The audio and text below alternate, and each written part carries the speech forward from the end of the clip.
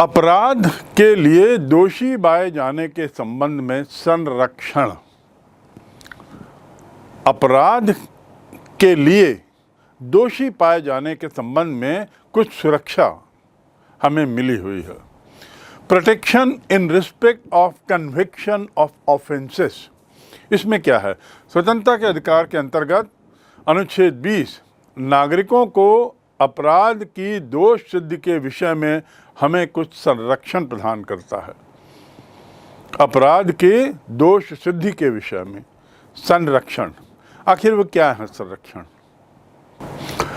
पहला, किसी भी व्यक्ति को किसी ऐसे कानून का उल्लंघन करने के लिए दोषी नहीं पाया जा सकता जो उस समय लागू ना हो। जब किसी व्यक्ति ने कुछ किया है, उसे गैर कानूनी तभी माना जाएगा जब उस संबंध का कानून उस समय लागू हो।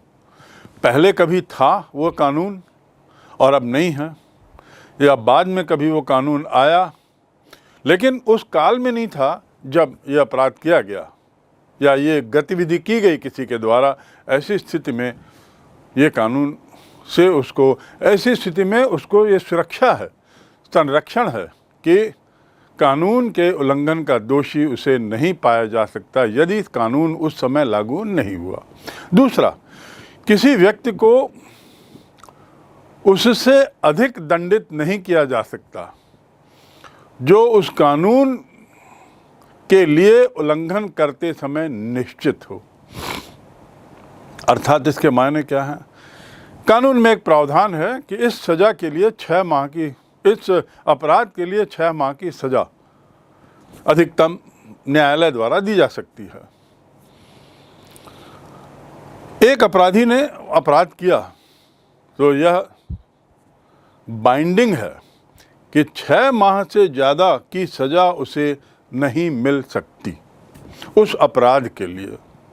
तो इस प्रकार उसे इस बात का भी संरक्षण है कि उसे उससे अधिक काल के लिए, अधिक जुर्माने के लिए के रूप में दंडित नहीं किया जा सकता जो उस कानून के उल्लंघन करते समय लागू थी। और तीसरा और बहुत महत्वपूर्ण है कि किसी भी व्यक्ति को एक ही अपराध के लिए एक बार से अधिक न मुकदमा चलाया जा सकता है और न दोबारा दंडित किया जा सकता है। एक अपराध के लिए एक बार मुकदमा और एक बार सजा अधिकतम। ऐसा नहीं है कि बाद में फिर उसी अपराध के लिए उस व्यक्ति को फिर से सजा दी जाए। तो ये कुछ संरक्षण के प्रावधान है अपराध को लेकर। अपराधियों के लिए भी संरक्षण का प्रावधान है अर्थात।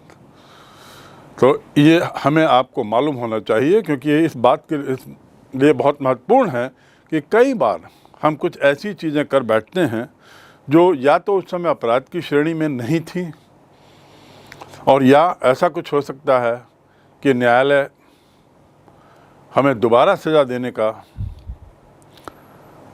कोई दरवाज़ा खटखटा रहा है न्यायालय का हमें सज़ा दिलवाने के लिए और दोबारा या ज़्यादा। ऐसी स्थिति में ये प्रावधान है। और चौथा है, किसी भी व्यक्ति को अपने विरुद्ध गवाही देने के लिए मजबूर नहीं किया जा सकता। अपने ही स्वयं के विरुद्ध किसी अपराध में गवाही देने के लिए उसे विवश नहीं किया जा सकता। व्यक्ति स्वयं विटनेस नहीं बनेगा। विटनेस तो दूसरा ही हो सकता है, गवाह तो दूसरा ही हो सकता है, लेकिन अपराधी स्वयं गवाह देने के लिए विवश नहीं किया जा सकता। ये भी संरक्षण के तहत प्रावधान है। तीसरा बिंदु, जीवन और शारीरिक स्वतंत्रता का संरक्षण। आपातकाल के दौरान जीवन और शारीरिक संरक्षण, स्वतंत्रता का संरक्षण।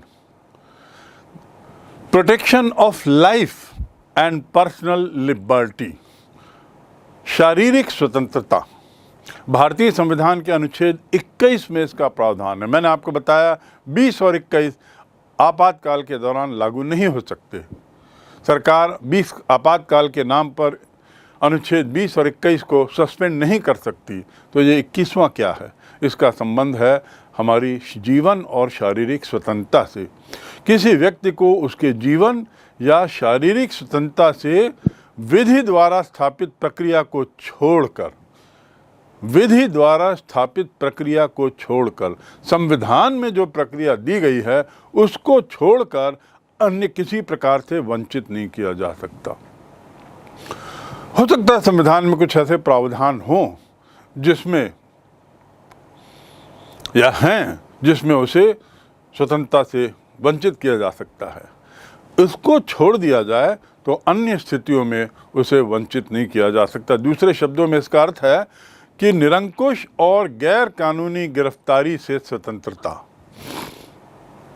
निरंकुश और गैर कानूनी गिरफ्तारी। अब ये निरंकुश गिरफ्तारी और गैर कानूनी गिरफ्तारी क्या है? एक व्यक्ति जब तक उस पर अपराध सिद्ध नहीं होता तब तक वह अपने को स्वयं को गैर कानूनी रूप से गिरफ्तार बताने की कोशिश करता है, कहता है कि उस पर गलत रूप से उस पर आरोप लगे हैं, उसको गिरफ्तार किया जा रहा है जो गलत है, आदि आदि। अनुच्छेद 21 प्रत्येक व्यक्ति को जीवन और शारीरिक स्वतंत्रता का संरक्षण प्रदान करते हुए ये स्पष्ट करता है कि शारीरिक स्वतंत्रता का अर्थ शारीरिक कष्ट, कैद और नज़रबंदी की सुरक्षा से है।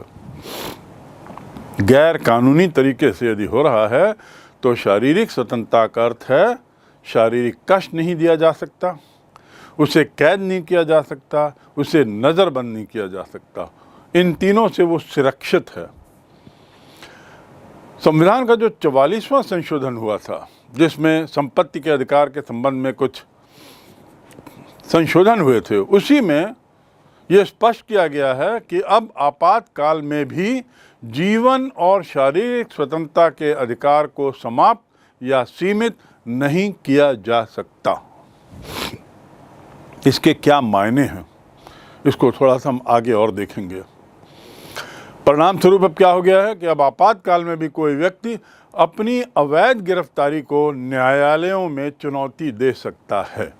इससे पूर्व, इस संशोधन से पूर्व अर्थात 1979 से पूर्व आपातकाल के तहत हजारों लोग गिरफ्तार किए गए थे, और चूंकि उस समय कानूनी प्रावधान नहीं था कि आपातकाल में गिरफ्तार होने पर कोर्ट जा सकते हैं, तो इसलिए ये लोग कोर्ट जाने से, न्याय पाने से वंचित रह गए और तत्कालीन सरकार ने इन्हें बंदी बनाए रखा आपातकाल के नाम पर। इस तरीके से ऐसा महसूस किया गया कि इसका दुरुपयोग हुआ है सत्ता के द्वारा, सरकार के द्वारा। ऐसे दुरुपयोग की पुनरावृत्ति ना हो इसलिए स्पष्ट किया गया कि अब आपातकाल में कोई भी व्यक्ति अपनी यदि गिरफ्तारी को अवैध समझता है तो न्यायालय में चुनौती दे सकता है, न्यायालय का दरवाज़ा खटखटा सकता है। ये एक बहुत महत्वपूर्ण अधिकार है जो हमें आपको अब जानना चाहिए। चौथा बिंदु, बंदीकरण व नज़रबंदी से रक्षा। बंदी बनाए जाने से या नज़रबंद किए जाने से रक्षा। Protection against arrest and detention in certain cases. Detain करना मतलब नज़रबंद करना, अरेस्ट माने गिरफ्तार करना, बंदी बनाना। इससे सुरक्षा मिली हुई है। किन स्थितियों में? संविधान के अनुच्छेद 22 में बंदी बनाए गए व्यक्ति को सुरक्षा प्रदान करने के लिए 3 अधिकारों का उल्लेख है। ये हमें आपके लिए, सामान्य जन के लिए बहुत महत्वपूर्ण जानकारी है जो हमें मालूम होना चाहिए। और अधिकार, ये जो अधिकार है ये अनुच्छेद 22 के तहत है। बंदी बनाए गए व्यक्ति को सुरक्षा प्रदान करने के लिए 3 अधिकार दिए गए हैं। एक तो बंदी हुआ, गिरफ्तार है, और संभवतः आगे वह अपराधी भी साबित होगा। अधिकतर केस मामलों में अपराधी निकलते हैं लोग, लेकिन अपराधी होने पर भी उनके 3 अधिकार हैं। जैसे ही हम गिरफ्तार होते हैं हमें 3 अधिकारों से वंचित नहीं किया जा सकता। पहला, जिसे बंदी बनाया गया है उसे जल्दी से जल्दी बंदी बनाए जाने का कारण बताना। बंदी का अधिकार है ये जानने का कि पुलिस उसे गिरफ्तार करते समय उसे बताए कि किस कारणों से वह गिरफ्तार हो रहा है। ये उसका अधिकार है, गिरफ्तार होने वाले व्यक्ति का अधिकार है जानने का पुलिस से कि तुरंत वो बताए कि किस कारण से उसे गिरफ्तार किया जा रहा है। दूसरा, बंदी बनाए गए व्यक्ति को अपनी इच्छा के अनुसार कानूनी परामर्श लेने या वकील करने का पूरा अधिकार है। मैं बंदी हो गया इसका अर्थ ये नहीं कि मैं समाज से कट गया और अब मुझे किसी से भी बात करने का अधिकार नहीं है। नहीं, जैसे ही मुझे बंदी बनाया जाता है मैं तुरंत एक वकील या एक कानूनी परामर्शदाता की मदद तुरंत लेने के लिए अनुरोध कर सकता हूं और मेरा ये अनुरोध गिरफ्तार करने वाली एजेंसी पर बाइंडिंग है। उन्हें मुझे ये सुविधा देनी ही होगी, मुझे रोका नहीं जा सकता कानूनी परामर्श लेने से या वकील नियुक्त करने से, मुझे रोका नहीं जा सकता।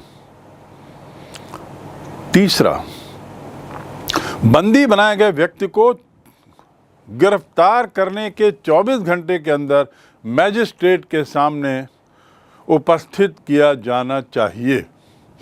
अर्थात बंदी को अधिकार है कि 24 घंटे के अंदर उसे मैजिस्ट्रेट के सामने पेश किया जाए, पुलिस द्वारा या जिसने भी गिरफ्तार किया है। गिरफ्तारी के 24 घंटे के अंदर। आखिर ये प्रावधान क्यों है? इसलिए कि गिरफ्तार करने के बाद मुझे थाने में या जेल में अनंत काल के लिए बंद न कर दिया जाए। जब तक इच्छा हुई पुलिस की तब तक मुझे बंद रखेंगे, ऐसा नहीं हो सकता।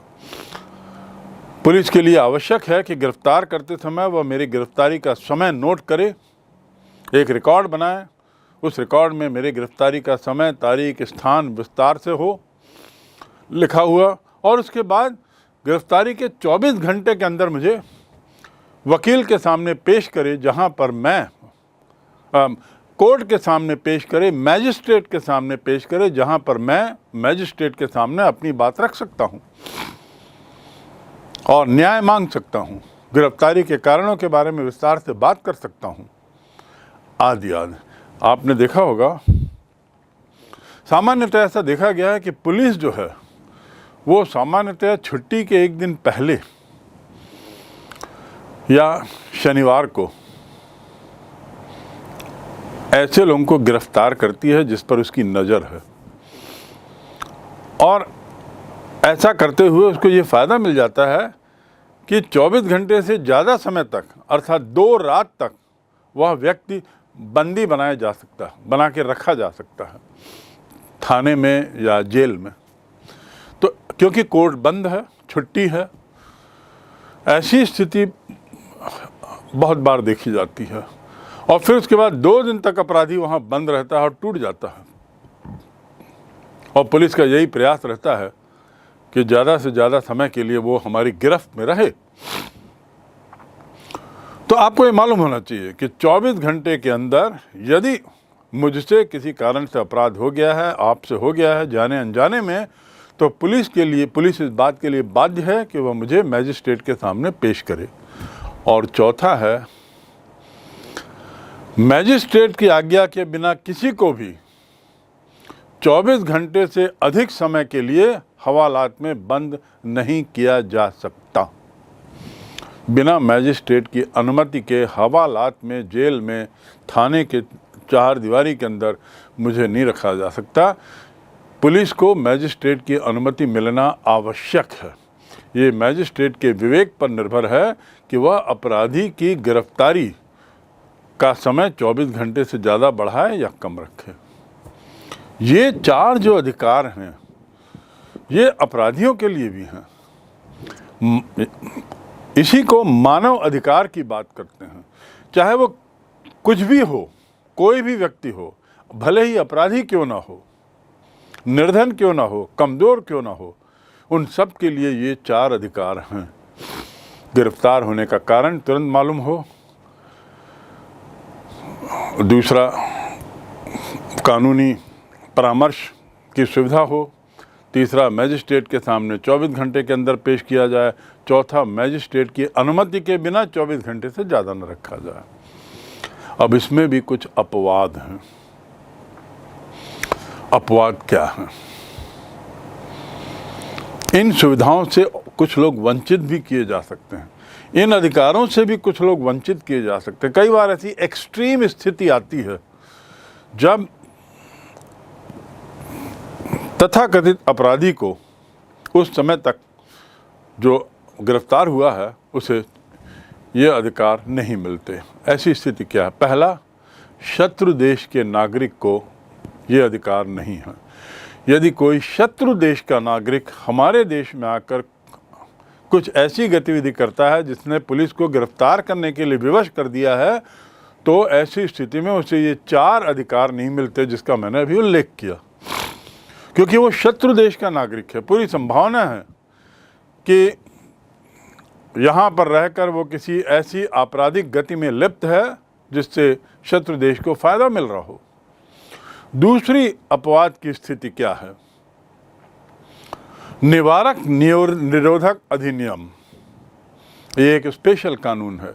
निवारक निरोधक अधिनियम, यदि इसमें कोई गिरफ्तार हुआ हो इस अधिनियम के तहत, तो उस पर ये लागू नहीं होता। निवारक निरोधक अधिनियम के तहत गिरफ्तार हुए व्यक्तियों को ये सुविधाएं नहीं मिलती। तो इस प्रकार इस सामान्य स्थिति में भी ऐसे कुछ लोग होते हैं जो ये सुविधाओं से वंचित नहीं रहते। देशद्रोह का मामला भी इसमें शामिल है। देशद्रोह जिसे घोषित किया जा रहा हो या देशद्रोह के अपराध में जिसे गिरफ्तार किया गया है, वो भी इन सुविधाओं से वंचित हो जाता है। अब आखिर निवारक निरोध अधिनियम क्या है? लेकिन इसमें भी बंदियों को संरक्षण है। अनुच्छेद 22 का खंड 4, अनुच्छेद 22 का खंड 4 से लेके खंड 7 में इसके बारे में चर्चा है। निवारक निरोध का अर्थ है किसी व्यक्ति को कानूनी अदालत में बिना मुकदमा चलाए हिरासत में रखना। किसी भी व्यक्ति को अदालत में मुकदमा चलाए बिना ही हिरासत में रखना। सामान्य नियम ये कहता है 24 घंटे के अंदर मैजिस्ट्रेट के सामने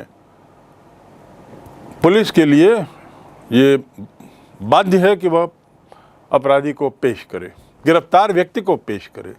लेकिन यदि निवारक निरोध कानून के तहत कोई गिरफ्तार किया गया है तो आवश्यक नहीं है कि उसे कोर्ट में पेश किया जाए, उसे उसकी नज़रबंदी को अदालत को बताया जाए। बिना मुकदमा चलाए उसे नज़रबंद कर दिया। राज्य की सुरक्षा के लिए कई बार ये बहुत ज़रूरी होता है जब किसी नागरिक के समाज विरोधी अथवा राष्ट्र विरोधी कार्यों को न्यायालय में प्रमाणों के अभाव में दोषी ठहराने में दिक्कत हो। जब प्रमाणों का अभाव हो, खासकर कौन से मुद्दों में? जो देश से संबंधित हों, देशद्रोही या राष्ट्रद्रोही गतिविधियां, देश विरोधी या राष्ट्र विरोधी गतिविधियां।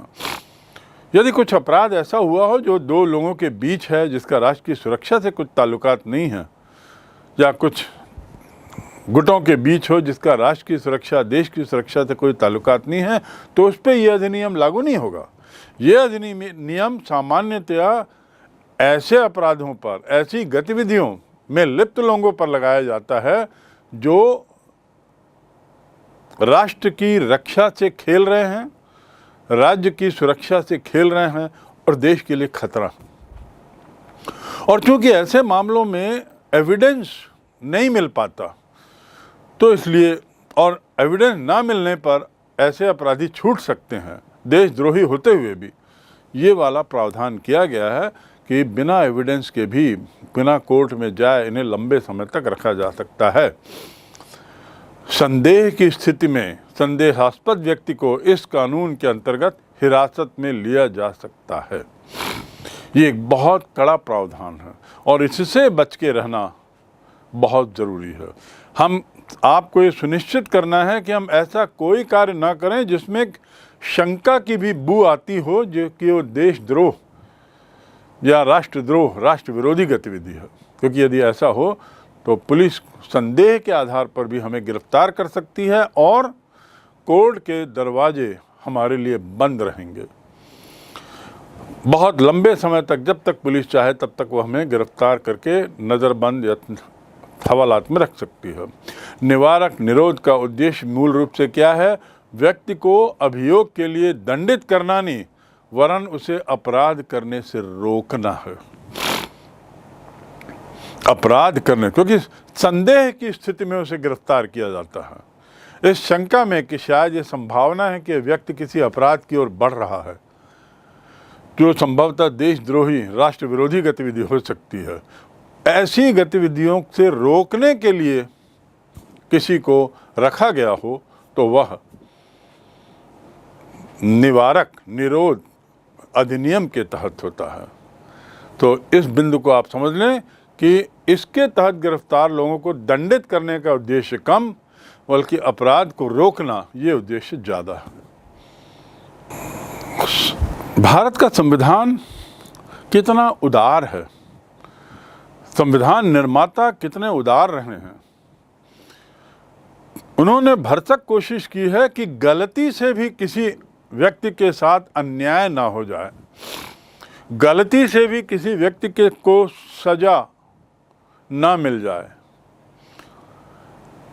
अर्थात बहुत ही मानवतावादी, बहुत ही उदारवादी रुख अपनाते हुए इस मामले के तहत, इस अधिनियम के तहत भी कुछ अधिकार उन्होंने नज़रबंदियों को या हिरासत में रहने वाले लोगों को दिए हैं। एक तो ये बहुत बड़ा अपराध माना जाता है, लेकिन चूंकि संदेह की स्थिति में गिरफ्तार किया गया है, क्योंकि ऐसे मामलों में एविडेंस नहीं रहते, तो कभी कभी ऐसे मामलों में विश्व इतिहास में देखा गया है कि कुछ लोगों को व्यर्थ में बहुत समय तक जेल में रखा गया और बाद में वे लोग पूर्ण रूपेण निर्दोष पाए गए। ऐसी स्थिति दोबारा ना हो, इसको सुनिश्चित करने के लिए संविधान निर्माताओं ने इस अधिनियम के तहत गिरफ्तार हुए लोगों के लिए भी कुछ अधिकार सुनिश्चित किए हैं। पहला, किसी व्यक्ति को 3 माह से अधिक समय के लिए गिरफ्तार नहीं कर सकते। 3 माह, अधिकतम 3 माह का काल। यदि इस अधिनियम में गिरफ्तार हुए हैं तो 3 माह, बशर्ते सलाहकार मंडल इनके गिरफ्तारी को बढ़ाने की सिफारिश करता हो। एक ऑल पावरफुल बॉडी एक बनाई जाती है जिसे हम सलाहकार मंडल कहते हैं। उसमें विभिन्न विभागों के सदस्य रहते हैं, जनता के भी 1-2 सदस्य रहते हैं।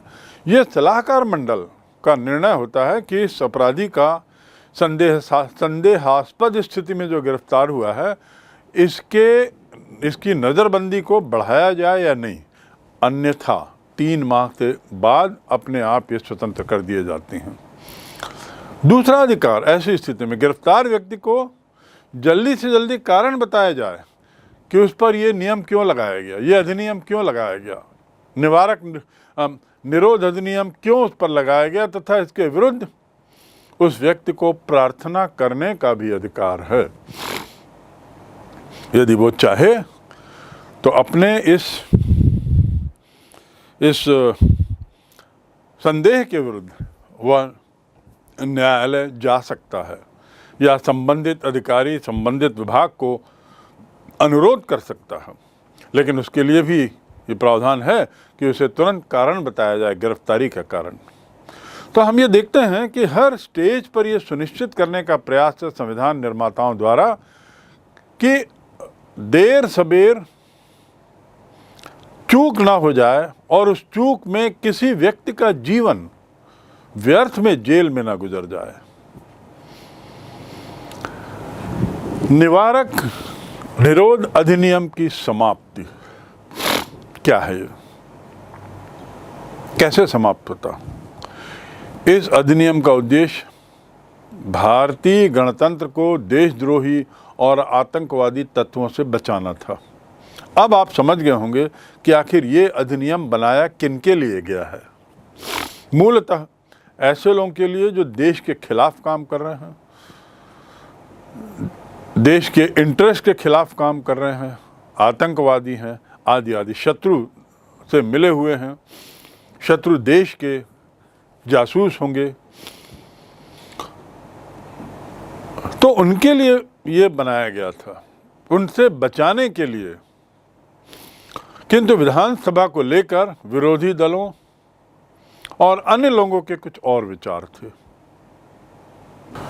संविधान सभा में भी और बाद में बहुत से विचारकों ने ऐसा महसूस किया कि इस अधिनियम का दुरुपयोग होने की संभावना ज़्यादा है और दुरुपयोग हो भी रहा है।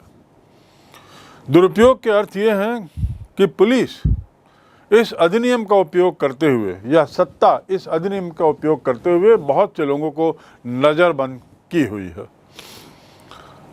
इसकी बड़ी सख्त आलोचना हुई और बढ़ती आलोचना के मद्देनज़र 1969 में इस अधिनियम को हटा दिया गया। निवारक निरोध अधिनियम को 1969 में हटा दिया गया। ये हुआ पहला चरण इस प्रकार के कानूनी प्रावधान का। अब दूसरे चरण में श्रीमती इंदिरा गांधी आती हैं। 1971 में नज़रबंदी कानून को एक मीसा कानून के रूप में पारित कराया, MISA। मीसा क्या है? ये भी नज़रबंद का कानून है। जैसा पूर्व में निवारक निरोध अधिनियम था जिसे हटा दिया गया, तो इंदिरा गांधी ने आने के बाद उस समय के माहौल के परिप्रेक्ष्य में फिर से एक नया कानून पारित करवाया, जिसकी पृष्ठभूमि या जिसकी कुछ हद तक समानता उस पुराने अधिनियम से थी जिसे हटा दिया गया, और उसका शॉर्ट नेम था MISA, maintenance of internal security act.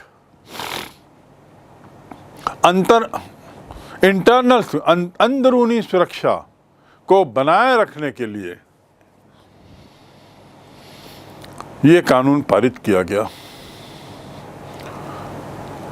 इस कानून का बहुत दुरुपयोग हुआ।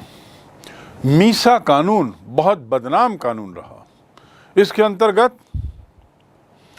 सत्ता ने पूरी निरंकुशता के साथ विभिन्न क्षेत्रों में इसका दुरुपयोग किया और बहुत लोगों को मीसा के तहत गिरफ्तार करके जेल में डाल दिया और उन अधिकारों से वंचित कर दिया गया, नागरिक अधिकारों से, जो सामान्य लोगों को प्राप्त थे। क्योंकि ये लोग भी मीसा के तहत गिरफ्तार थे, न्यूनतम 3 माह की बंदी जेल में इनके लिए आवश्यक थी। जैसे ही 1978 में जनता पार्टी की सरकार आती है, मीसा के इस काले कानून को हटा दिया जाता है और इस प्रकार 1971 में बनाया गया ये कानून 1978 में फिर से हटा दिया जाता है, रद्द कर दिया जाता है।